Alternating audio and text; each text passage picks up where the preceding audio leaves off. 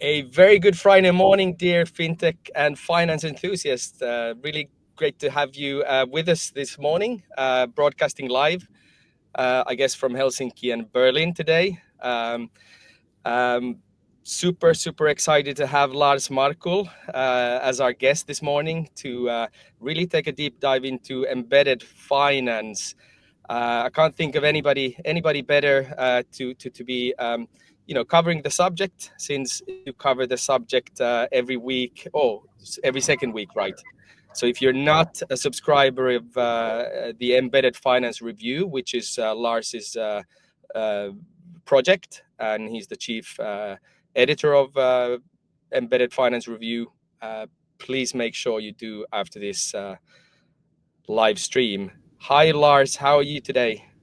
Good morning. Thank you so much for having me, Ola. It's a pleasure to be here. Nice introduction. I hope let's ask the audience at the end of the 30 minutes if they feel the same what you said right now. Yeah, well, but let's make sure that this is not the only like a unique opportunity that we're covering this topic with you. But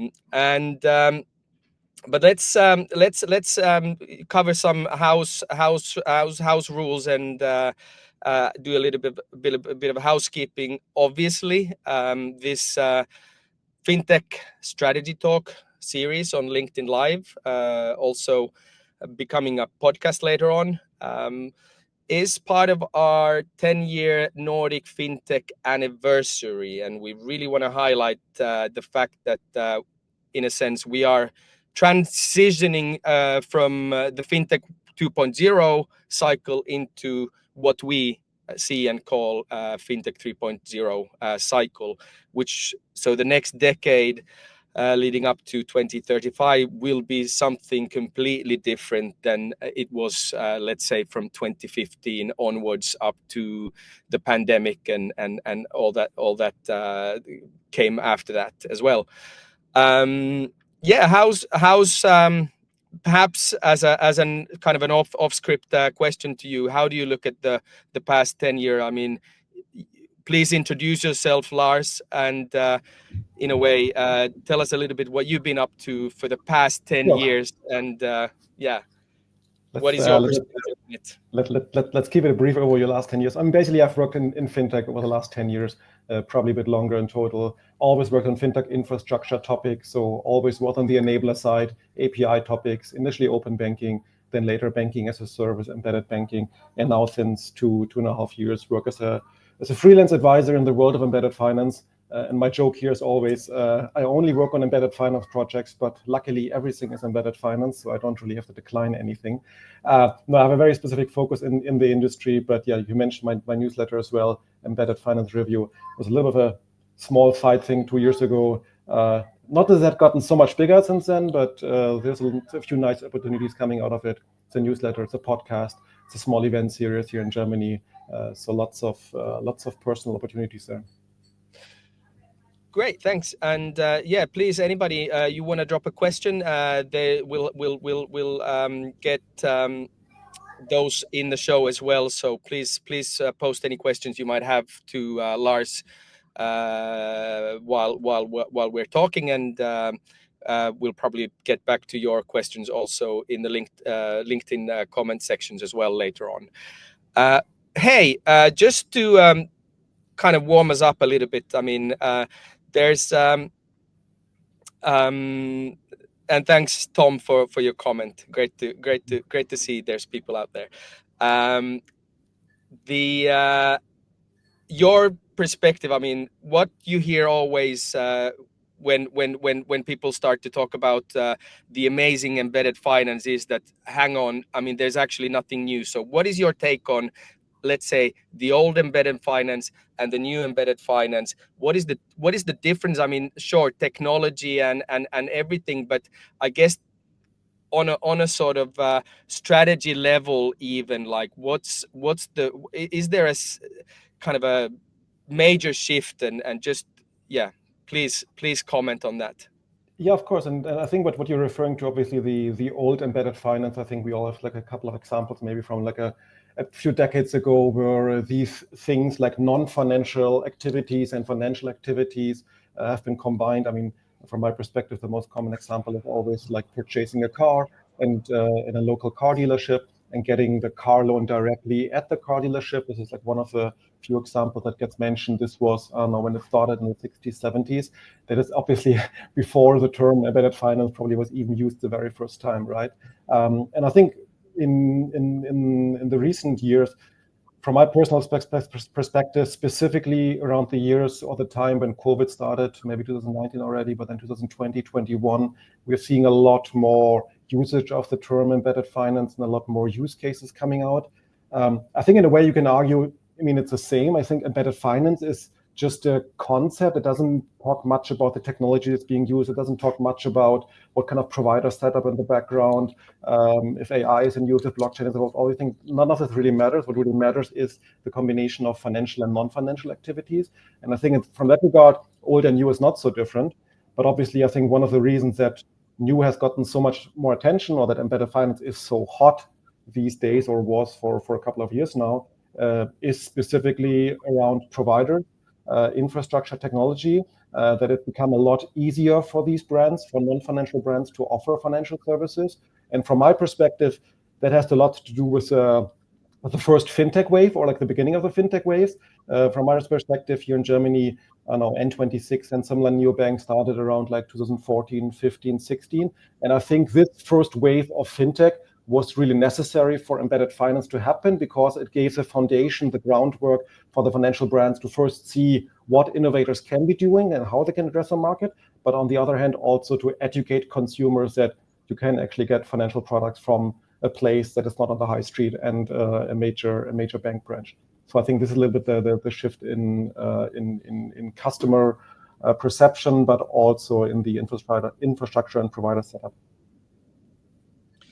Yeah, and I mean, I perhaps a little bit surprisingly, but I've come across a lot of or a few cases around embedded insurance, and that's, I think, kind of getting acquainted with those cases. It's become a very evident that a lot is to do with the seamlessness. I mean, I'm actually not a big fan of the word seamless payments and seamless in general. It's kind of a perhaps a buzzword more than but still, I mean, the experience and the fact that these kind of financial value chains happen seamlessly, automatically, and as part of like you can really be agile in how you bring them part of purchasing and lending and all sorts of financial processes. So I guess that is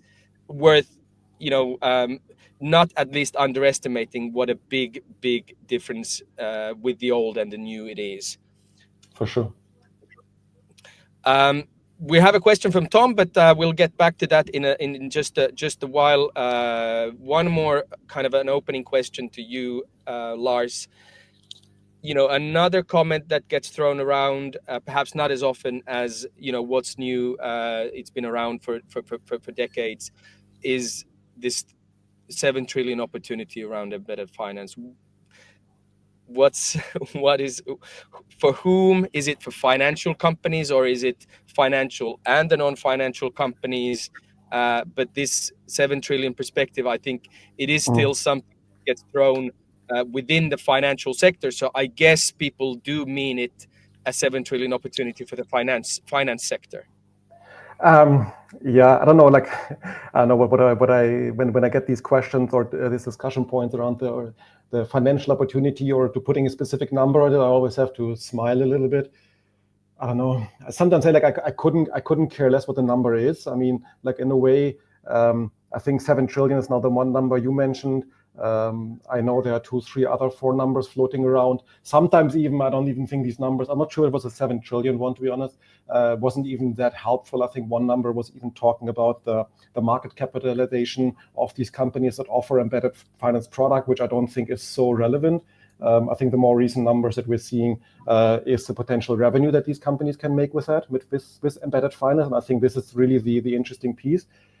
Why I don't care so much about the number in a way is, I mean, as you said, like with my newsletter, my activities, I see on a daily basis like company doing it, and I see success stories, and I've seen companies doing it really, really well. Of course, not everybody, but there's a lot of happy customers out there who are able to get better products, and that's at the end of it, from my perspective, the most important element. How big it gets at the end of it, I think is hard to measure as well. We're talking about a lot of different financial products, a lot of different markets. Again, some of these products or some of these embedded finance solutions has been around for decades. Should we count them? Should we not count them? So whenever you hear the number, it also doesn't necessarily mean this is new revenue, right? Very often it's things that are happening today already, so they're in place already, or in other cases, this is revenue that potentially today is with traditional banks and financial institutions and will be shifted to brands. So that doesn't necessarily mean there is completely new revenue to be generated, but rather a shift of who is the service provider and who's receiving this revenue. But does it have, I mean, to the actual headline for this strategy talk, do you see this still shaking up banking forever, meaning that do banks and financial institutions, do they really have to, is this going to transform their business models and operation models? For sure, for sure. I think the good thing about a prediction is always if you don't have to put a timeline towards it, then it gets really, really easy. So if you're not asking me for a specific timeline, I would say it will definitely massively impact every bank, because in a way, I mean, what I'm trying to say with the timeline is, I think there are specific industries and markets right now which make a lot of sense for embedded finance, and obviously those will start, right? There's some industry where the value for the potential customer is higher than for others, so those obviously the ones who will start and who they will be the first ones in their industry to learn and offer these solutions, right? And I think others will follow that. So if you are, if the timeline is like 50 to 100 years, then for me it's hard to believe that not the majority of financial services will be embedded, at least on the B2B side. On the B2C side, I think also there's a good chance for a majority to be embedded, but I guess that it's always a bit hard when you put a timeline towards it. Well, that actually is a good kind of a reminder of still a little bit of the introductory part here covering that. So what is your way to segment this market? I think you can, depending on your role in the industry, you can segment it from various points. I guess from my perspective, it's always easiest to start with the financial products. So embedded finance is a very, very broad term. And also when somebody, even like myself, say I'm an embedded finance expert, I think, well, it really depends on the different areas, because they can be very, very different. So financial products, we differentiate them in payment, in banking, in lending, in investment, and insurance. Those are the 5 financial products that can be embedded. And I think this is already like a lot more concrete than embedded finance as a very generic buzzword. And then looking at these 5 financial products, I think the next logical segmentation is like splitting between like B2B and B2C, because from the financial service perspective, there are a lot of different factors involved, if there's a B2B or B2C, but also it affects a lot at the kind of companies that could potentially offer these services. So I would probably go financial products and then B2B, B2C, and then you're already looking at a very concrete example. Then you can say banking in, I don't know, vertical SaaS, you can say insurance in e-commerce. And I think that's already then becoming a lot more concrete than saying embedded finance in Finland. Yeah, true. Right, just kind of directing your attention a little bit to Tom's question, which is of course very, very good. So if you can just look it up yourself as well, then I'm not going to read it out. I'm just going to bring it into the discussion a little bit later on. We're still halfway through, but a little bit after the halfway mark, we'll be able to cover Tom's question. Great question, by the way. Thanks, Tom. Sort of moving on to let's say the prevailing trends currently. How can you make us smarter around what trends to follow and what is happening out there in your kind of vision or visibility? I mean, there are of course a couple of points. I mean, call them trends or let's call them activities or things that are happening in the industry that are getting a lot of attention. Specifically, of course, most recently with everything around regulation and compliance, and we're seeing regulators and getting or trying to get a lot better understanding of what this really means.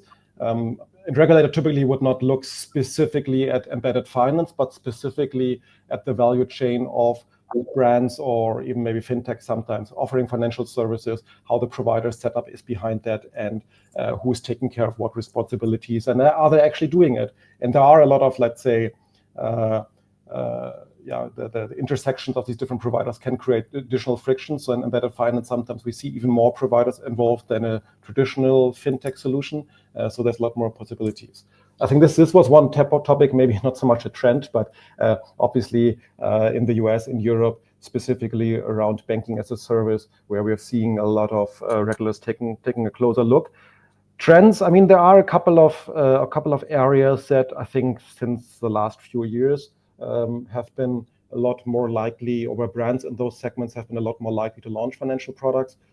I mentioned vertical SaaS before already. That's actually also one of the topics that I'm focusing quite a bit on, that describes software as a service companies that focus on one specific type of profile. So commonly it's B2B vertical SaaS. So to explain it a bit more, the traditional software as a service, a bookkeeping or invoicing solution where one provider tries to serve everybody, a vertical software as a service provider would focus on one specific industry.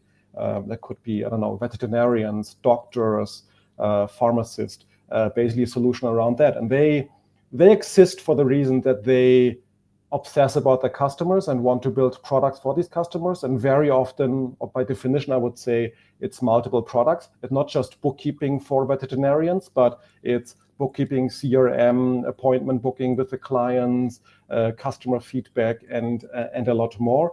And when you hear that already, like, okay, they're obsessing about the customers, they're doing a lot of different things in the non-financial world, then very, very quickly they touch on invoicing. From invoicing, very quickly it goes to payment, either offline or online payment. And that's basically very often where these companies then start thinking about financial services. And vertical SaaS has been, from my perspective, one of the areas where we have seen like many different providers launching financial services. It's not always that visible to, let's say, all of us, because these are companies that are in very specific industries.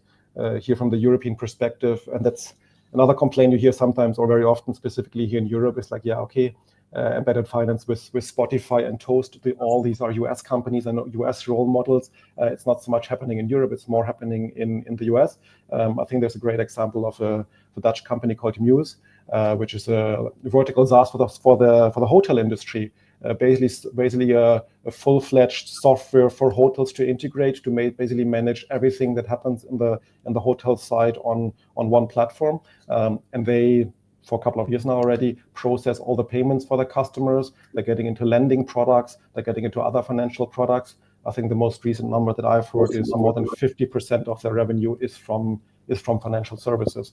And I think this is a great example. But again, news, I mean, we all have been in a hotel. We all maybe know Hilton and other hotel brands, but not the providers behind there who are providing these services. So there's a lot of stuff happening, but not all is visible to us, in quotation mark, normal consumers. Good. And just to get you on record on this, my hypothesis is that 10 years from now, we're not going to be that much talking about fintech anymore. The word will disappear at some point. But are we going to be talking about embedded finance? Is that what we're going to talk about? Or do you see that the actual term embedded finance will actually still evolve and we'll have something more, let's say, universal and perhaps not so, I guess it has to come from outside the finance sector to really give a boost kind of in the non-financial sector as well? I'm not sure if this answer is going to shock you, but I mean, I don't know, in like 10 years, the term fintech goes away. I don't believe that. I don't think that from an embedded, and again, just to make clear here for everybody to understand, embedded finance means you consume a banking product from Starbucks, and fintech means you consume a banking product from from Starling, from Monzo, from N26, Revolut, or whatever fintech company is active in your country, right? And I think there's obviously, I'm very biased with my activities that I'm seeing a lot of things can be embedded, and we're seeing more and more of brands are going to embed financial products. But I also think, again, 5 financial products, different use cases. I think it will take quite some time until like everything is embedded, and maybe there are even some things that are really hard to embed. So again, coming back to the financial products, payments, if I take again the example of payments in the hotel industry, I think from you, that was a very straightforward one in quotation mark to make that move. It was not such a strategic, I mean, it was a strategic change, but I think over years it became quite obvious for them to do it. The other extreme would now be embedded investment, and maybe from a consumer perspective, B2C, like where do you want to use, where do you want to make your financial decisions about your investment in a non-financial brand? Do you want to make a decision about like investment in a Starbucks app or somewhere else? I mean, I don't know. Probably have seen my daughter running around here a couple of minutes ago. Maybe when she is 20 years older or so, maybe at that point is a new normal. For me, as my generation, I have my doubts, or at least from my user's perspective, probably not going to happen in that extent. But I think there are a lot of areas where this will happen. So I think fintech will still be there and will always have a relevance. But I think embedded finance will grow in total size and also customer attention. Yeah, I mean, 10 years ago when we started, I mean, our hypothesis back then was already that 10 years from now, fintech is not going to be there. But now we can see that it's actually kind of having a almost, I would even, perhaps not a renaissance, but still it's definitely no less relevant than it was back then. And I guess what the next cycle would be is also to really start. I mean, the old talk about the banks having to become technology companies. I think just basically that banks identify that, you know, fintech is relevant for them, not just in terms of you know, looking at scale-ups to buy from the market and so on. But hey, we're already going to be a little bit kind of thinking about how to wrap this up, and I think Tom's question actually is a little bit part of my next question to you, which is really kind of giving that strategic advice on based on what you've been learning, kind of the I guess the factors contributing to successes and failures in this space. I mean, we have seen a lot of failures as well. I mean, this is not like a license to print money for anybody. I mean, there's a lot of stuff. I mean, this a little bit resembles to me. I mean, I kind of relate this to my old life when I was working a lot within franchising. And how people were thinking that we're just going to build a brand and then we're going to license it to everybody and everybody's going to be, and then we're going to see our stores everywhere in the world. But franchising is one of the toughest businesses to build. And so underestimating it is the biggest mistake. And I guess I hope I would like to give that as your first answer, like lesson number 1. I mean, underestimating and thinking this is easy. But please answer, and you can see Tom's question. Please reflect on that as well. Sure. And also again from myself, also nice to see you, Tom, here. Looking forward to discuss this, maybe also with you one-on-one. I think what is there to learn, right? I think, and this is one of the reasons also I started Embedded Finance Review, to kind of give a little bit like more insights of what companies exactly building. And I think I'm not naive.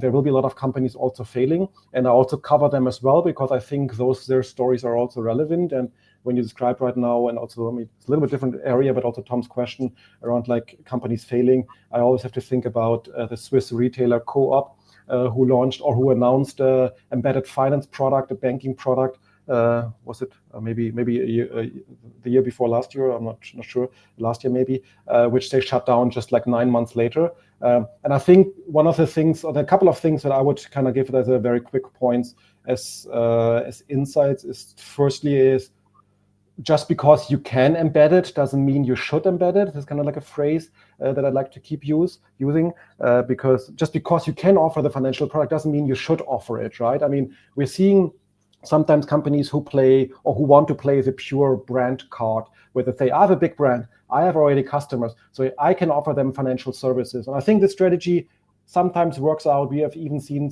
companies, even non-financial brand, who have done it successfully in a way or not. I think it gets harder and harder. I think what's really important for a non-financial brand when they want to think about a financial product is this product, what they're launching, needs to be unique. It needs to be a little bit like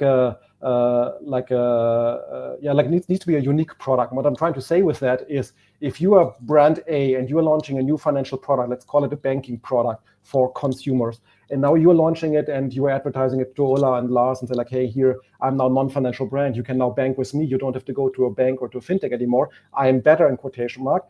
When I, as a user, then end up kind of looking at both the products from like, I don't know, N26 and the product of the non-financial brand, and I can just compare like one to one. Okay, they offer a card, it costs this much, it costs this much. I think this is a really bad spot a non-financial brand is in. In a way, what's really important for the non-financial brand is not so much about building a great financial product, but embedding it really, really, really well. So the connection between the financial product and the non-financial product should be really, really good. And maybe coming back to the example of, can take a couple of examples, but like Muse again, the hotel infrastructure provider, their hotels, for them, it was no logical choice to use any other payment provider, because the feature they got from using Muse for payments were so much better, so much integrated on the platform. It was a no-brainer. There was no hotel going out, or now I look at Stripe or Adyen or all the other kind of things, providers that are out there. It made a lot of sense to consume it from there. And I think this is an important one, and the most important one from my perspective. Nobody's going to come to you and just buys your financial services because, they have a great brand and now they're offering me a bank account. Amazing. I think back in the days, I've seen a couple of companies who said like, yeah, our customers would be so happy when they have a card with our logo on it and they can use it at the cashier to show off that they have, I don't know, a Porsche, Mercedes, Benz, or whatever card. I guess there might be some target groups in there, but I think it gets harder and harder. What's really important is to make this product unique. And what I mean product is the combination of the non-financial and the financial product. And I hope that addressed all the points you mentioned before. But yeah, no, absolutely, we did, and I think Tom still also raised an interesting question, point of sale lending and how industrialized that is already, and just kind of also thinking where the innovation in embedded finance, where is the innovation around embedded finance? I mean, I don't know exactly. I mean, he might be referring to very specific cases, but from very high level, embedded finance is no different than any other product. You have to start with a customer. You have to start with a problem.